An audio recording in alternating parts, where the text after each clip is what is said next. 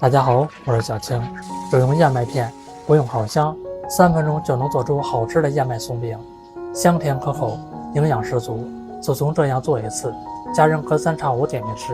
做法简单易做，喜欢吃就赶快收藏起来试试吧。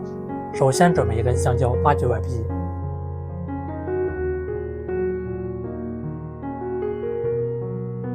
放入大碗里面，再用压泥工具压成香蕉泥。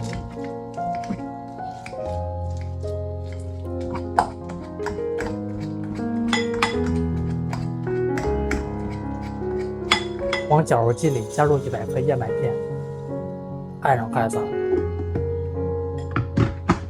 把燕麦片搅碎。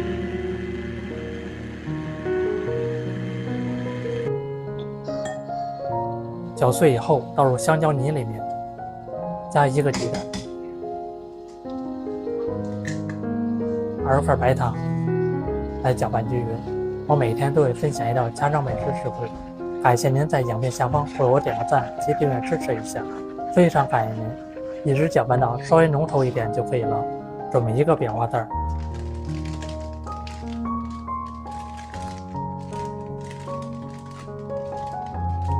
再放入食材，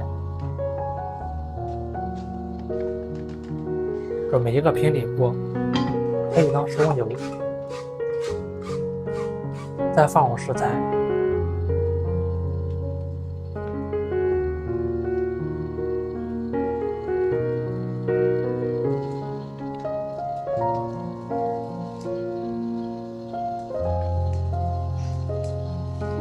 用筷子整理成1个薄饼，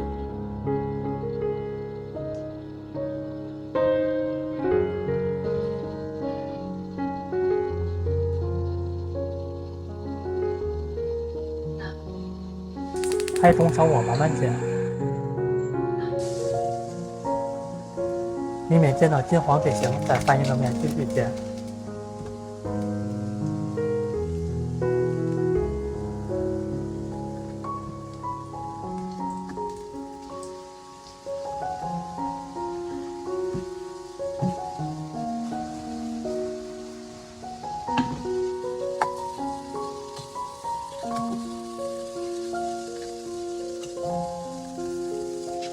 煎这个燕麦饼比较简单，也容易熟，全程大概煎7分钟左右，2面出现金黄色就熟了。这样做出来的香蕉燕麦松饼是不是很简单？吃起来营养丰富，松松软软的，老人及小孩吃起来也容易消化，是一道不错的健康糕点。做法及食材简单，看一遍就会做。喜欢吃就赶快收藏起来试吧。感谢您的订阅支持，我们下期食谱再见。